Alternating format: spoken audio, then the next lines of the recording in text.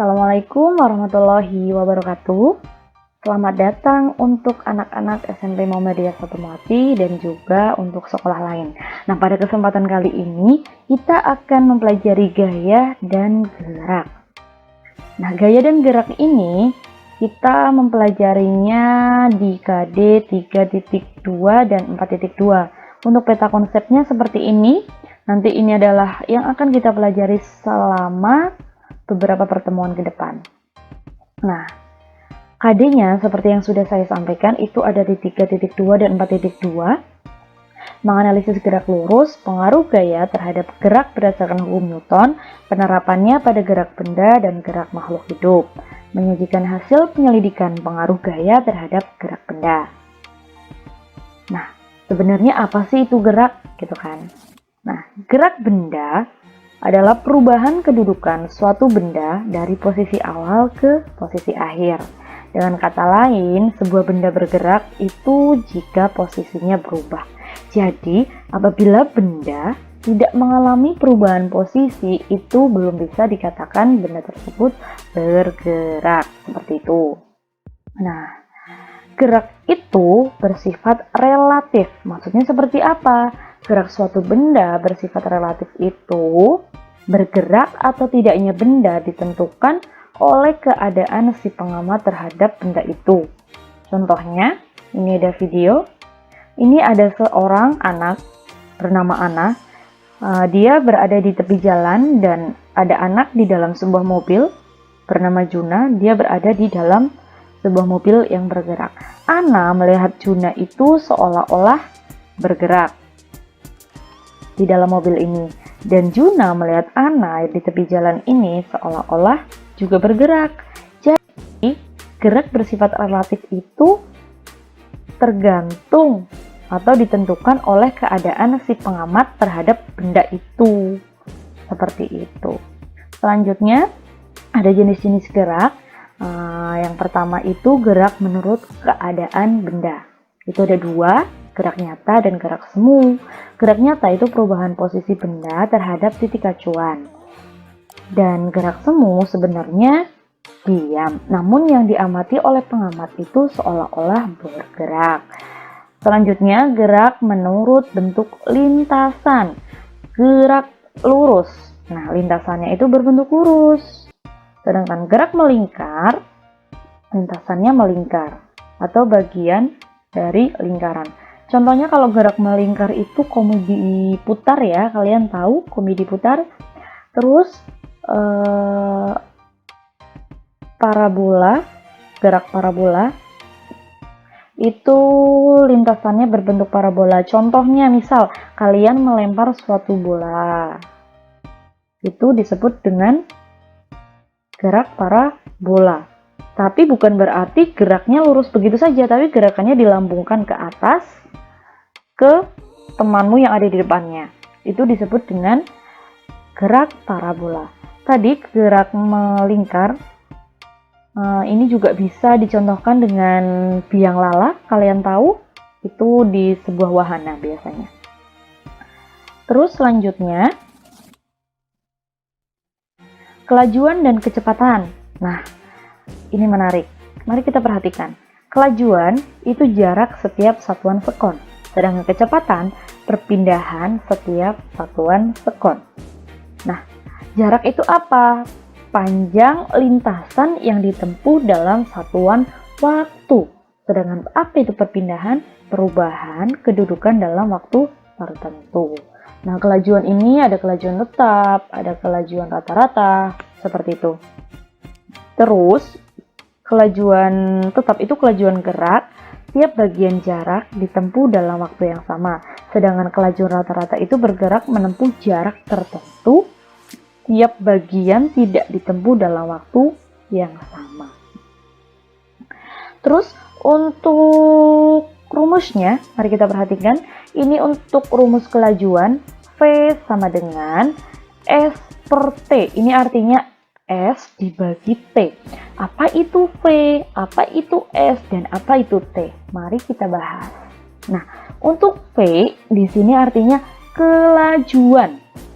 Satuannya meter per sekon. Apa itu sekon? Tadi nih ya, sekon itu artinya sama saja dengan detik. Itu menunjukkan satuan waktu.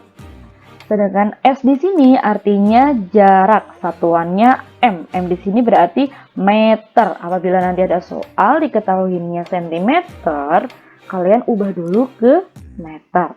Sedangkan waktu di sini tadi sudah saya jelaskan, itu satuannya sekon atau detik. Biasanya dituliskan 5 sekon, 5S, itu artinya 5 detik. Selanjutnya, ini untuk rumus kelajuan. Loh, kok hampir sama? Ya, pada intinya untuk lambang itu memang sama. Yuk kita perhatikan. Untuk kecepatan, ya, mohon maaf tadi sepertinya Bu Ibni salah penyampaian. Ini kecepatan. Itu rumusnya V sama dengan delta S per T. Delta S dibagi T. Delta S di sini artinya selisih atau perubahan jarak, satuannya meter. Untuk kecepatan, satuannya meter per sekon. Dan di sini waktu juga masih sama dengan yang atas, seperti itu ya. Jadi, bedanya di sini. Biasanya kalau kecepatan itu terjadi selisih atau perubahan jarak, seperti itu. Nah, ini untuk kelajuan dan kecepatan. Ini ada contoh soal untuk kelajuan. Yuk diperhatikan, sebuah mobil berjalan dengan kelajuan 10 meter per sekon, melintas dari Bogor menuju Puncak. Perjalanan yang ditempuh dalam waktu 2 jam. Jadi perjalanan yang dibutuhkan dari Bogor menuju Puncak itu 2 jam. Ya, waktu yang ditentukan ini 2 jam. Berapakah jarak antara Bogor dan Puncak ke Puncak? Nah, kita kalau mengerjakan suatu soal IPA yang bercerita seperti ini, terutama ISEAN, silakan dituliskan secara runtut, diketahui, ditanya, kemudian baru dijawab, dan di akhir jadi seperti itu. Ya, untuk diketahuinya, ini sudah jelas ya, di sini kelajuannya 10 meter per sekon, berarti V-nya 10 meter per sekon. Nah, waktunya berapa? Di sini 2 jam. Jangan lupa, seperti yang sudah saya sampaikan, untuk waktu itu satuannya detik atau sekon, berarti 2 jam ini dirubah dulu ke sekon, yaitu 7.200 sekon. Nah, ditanyanya berapa jarak antara Bogor ke Puncak? Nah, untuk rumusnya, ini rumusnya tadi kan sudah dijelaskan ya, untuk kelajuan itu sendiri, yuk diperhatikan. Tapi, di soal ini yang ditanya S-nya. Sedangkan V itu sudah diketahui bagaimana caranya. Ya sudah, karena di sini dia berbanding terbalik ya. Salah, mohon maaf. Ini apa namanya? Ini dikalikan V dikali T gitu ya. Berarti untuk mencari jarak ini rumusnya S sama dengan V dibagi dengan S sama dengan V dikali T, yaitu 10 dikalikan 7.200 sekon. Berapa hasilnya? 72.000 meter. Ini sebenarnya sudah nggak apa-apa ketemu meter, tapi kalau mau dirubah lagi nggak apa-apa, menjadi 72 kilometer. Jadi jarak antara, mohon maaf ini salah, Bogor sampai Puncak yaitu 72.000 meter atau 72 kilometer, seperti itu. Selanjutnya, gerak lurus beraturan atau disebut dengan GLB, yaitu gerak suatu benda pada lintasan lurus dengan kecepatan tetap. Untuk grafik GLB itu seperti ini. Diperhatikan ya, V-nya di sini. V itu tadi apa? Dan di sini waktunya gitu. Sedangkan untuk GLBB itu merupakan gerak suatu benda pada lintasan lurus dengan kecepatan yang berubah-ubah secara beraturan dan percepatannya tetap. Nah, untuk GLBB di sini itu ada dua, yaitu GLBB dipercepat dan GLBB diperlambat. Diperhatikan ya untuk grafiknya. Untuk GLBB dipercepat seperti ini, dan untuk GLBB diperlambat seperti ini. Jangan sampai tertukar.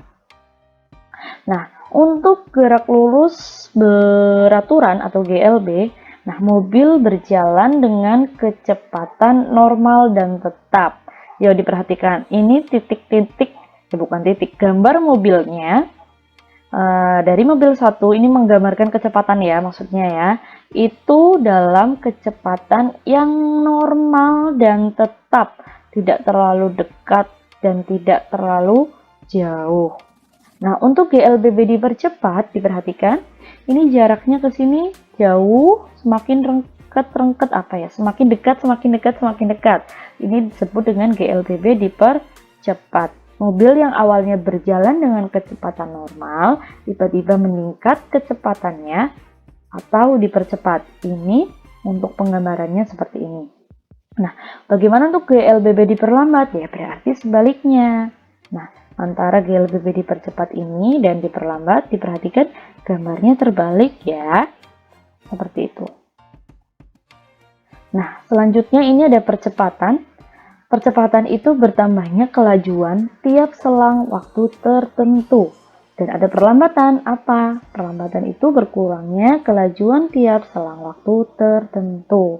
Nah, untuk rumusnya percepatan itu A sama dengan ini itu delta V, yaitu perubahan kecepatan.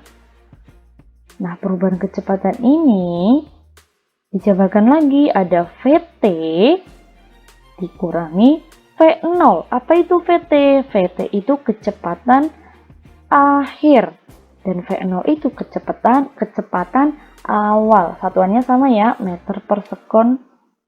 Dan untuk percepatan sendiri, A ini satuannya meter per sekon kuadrat. Nah, ini tadi ya, delta V itu perubahan kecepatan antara kecepatan akhir dikurangi kecepatan awal dibagi delta T. Artinya perubahan waktu sama, berarti nanti T akhir dikurangi T awal. Waktu akhir dikurangi waktu awal. Seperti itu. Jika dipercepat, nilai A positif. Jika diperlambat, nilai A negatif. PT sama dengan V0 ditambah A kali T. Nah, ini percepatan, T ini waktunya. Seperti itu. Apabila video ini terlalu cepat, kalian boleh stop untuk mencatat materinya ya. Nah, untuk tugasnya, ini silahkan dikerjakan di buku catatan IPA kalian. Jangan lupa diberikan nama dan tanggalnya. Ini soalnya silahkan ditulis. Materi yang tadi sudah saya sampaikan juga silahkan boleh ditulis. Apalagi untuk rumus-rumusnya silahkan ditulis. Nah, untuk tugas ini silahkan dikerjakan. Jangan lupa difotokan hasilnya dan diupload di classroom kalian masing-masing. Harapan Bu Ibni, jangan hanya menuliskan tugasnya saja, tetapi materi yang sudah saya sampaikan silahkan dicatat untuk dipelajari lebih lanjut. Seperti itu. Mungkin itu saja yang dapat Bu Ibni sampaikan, kurang lebihnya mohon maaf. Wassalamualaikum warahmatullahi wabarakatuh.